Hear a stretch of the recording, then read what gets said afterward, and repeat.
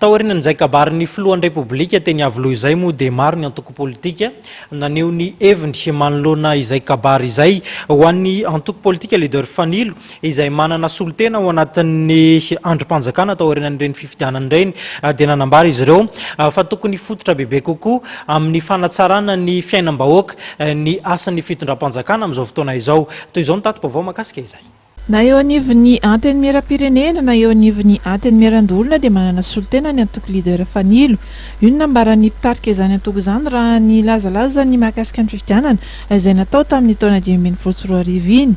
Manoloana izay anefa dia mitaky ny fametrahana tetikasa matipaika ankehitriny ny firenena araka ny nambaran'ny filoham-pirenena androany ary dia mivonona amin'ny fanomezan-tanana izay ny antoko leader Fanilo. Misy asika tenenina hoe point anankiroa zany tena misongadina.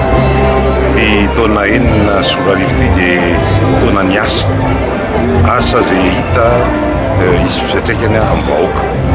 Zay anisan'ny paikady noentin'ny président manoloana ny ireo solotena ny androm-panjakana fa eo koa mpiasa ambony ny fanjakana. Da mazava zany fa amin'ity taona enina sy roa arivo ty dia anisan'ny zava-dehibe dia ny resaka fametrahana ary tetikasa zay mipaika amin'ny vahoaka. Zay ny point anankiray. Ny point faharoa momba ny politika, mazava fa nisy any taona 5 sy roa arivo nisy ny fifidianana bentanàna sy fifidianana sénateur. Ny leader Fanilo dia faly satria na au niveau ny communal na au niveau ny conseiller na au niveau ny sénateur dia manana solotena avokoa.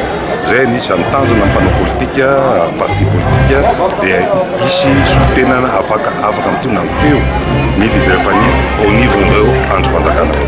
Tsy nahafa-po tanteraka ny antoko leader Fanilo ihany koa anefa ny fifidianana izay nikarakaraina nisy eo amin'ny 20 desambra teo na dia hanapandany solotena iray ary ny antoko. Io moa dia azontsika tenena hoe tsy tonga lafatra izany fifidianana izany satria na ny fomba nanaovana ny resaka hoe dépouillement dia nisy olana izay mipetraka teo anivona ny faritra vitsivitsy.